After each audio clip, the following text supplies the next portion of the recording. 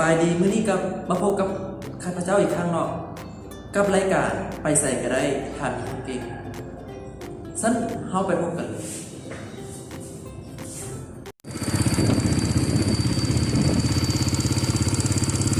ตอนนี้ก็มาฮอดครึ่งทางแล้วเนาะ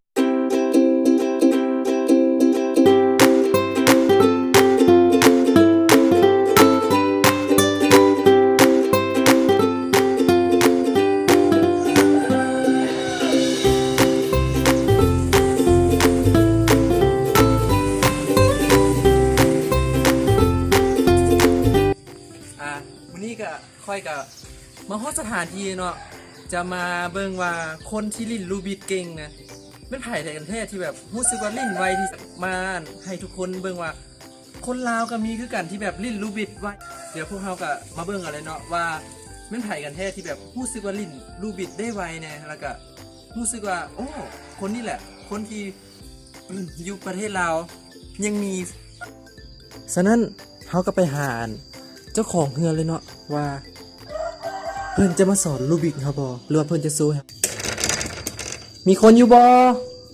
โดยมันไหนเนาะมาขอนี่เนาะอ้าวไม่อย่างเนาะโดยสบายดีเก่งเนาะโดยสบายดีอันค่อยได้ยินข่าวว่าเจ้านะเล่นลูบิกเก่งแม่นบ่โอ้กับบ่เก่งขนาดนั้นอันค่อยอยากเบิ่งการโซ่ของเจ้านะพอแท้วะจังกะ เริ่มเลยซะนะโดย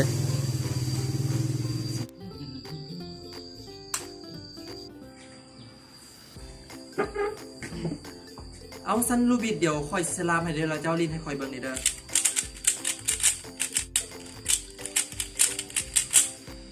อ่ะเจ้าลิ้นให้ค่อยเบิ่งนี่เจ้าก็คิดว่าอันค่อยบิดให้อ่ะนะยากบ่มันก็ยากอยู่ได้ยากหลายแต่กะพอได้อยู่สั้นเริ่มเลยบ่เดี๋ยวค่อยสินับเป็นจังหวะให้ได้1 2 3เริ่มกับเวลาพูดเลย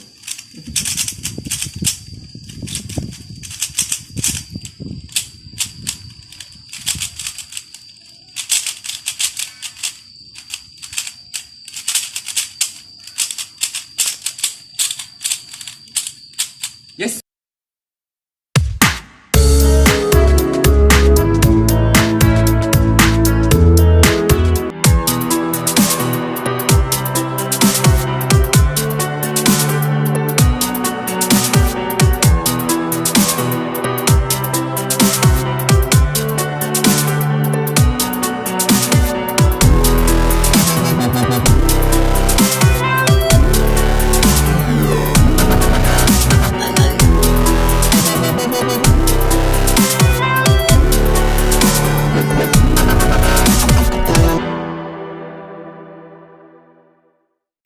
ป้าเจ้าเฮ็ดได้20 วิพุ่นนะเจ้าเฮ็ดได้จังไดนี่โอ้ยมันกะเรื่องธรรมดานะสำนีนึงสมมุติว่าค่อยอยากเป็นลูกศิษย์ของเจ้าเจ้าสิรับอยู่อ่ะมันกระทันหันเกินไปกะได้ว่าเป็นยังโดยสอนให้โดย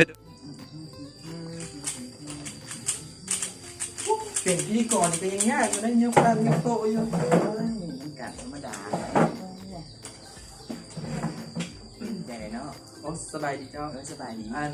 เมื่อกี้ค่อยได้เบิ่งความสามารถของเจ้าละเจ้ารู้สึกยังไงที่แบบเจ้าเฮ็ดได้20 วิพุ่นน่ะโอ้รู้สึกดีใจได้ขนาดค่อยก็ยังบ่ฮู้ไม่ค่อยเฮ็ดไวขนาดนี้โอ้เก่งด้วยกัน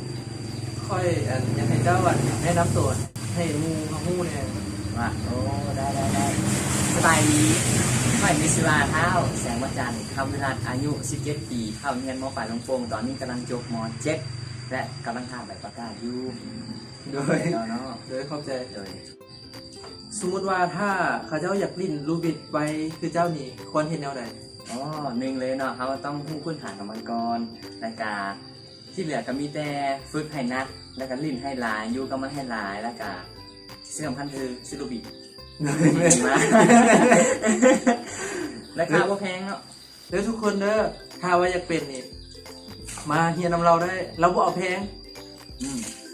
นั่นแล้วบอกความจริงแล้วสอนปีก็ได้โดย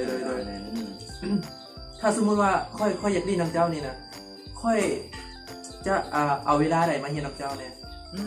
ก็ต้องเป็นเวลาที่เจ้าวางแล้วก็มีจิตใจที่อยากจะเรียน ถ้าเจ้าวางตลอดบ่ ถามว่าวางตลอดบ่ก็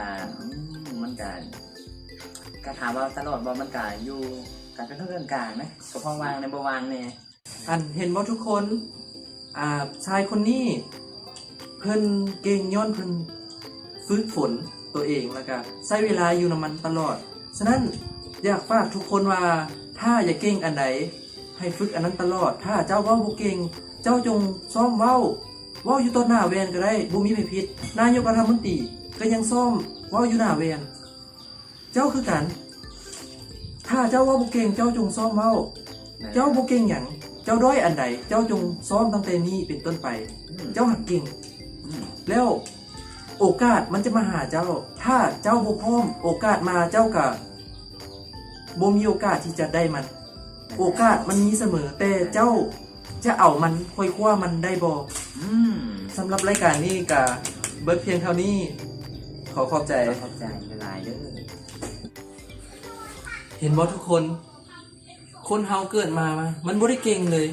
แต่เขาฝึกแล้วก็อยู่นํมันตลอดจนเห็นให้เขาเก่งแล้ว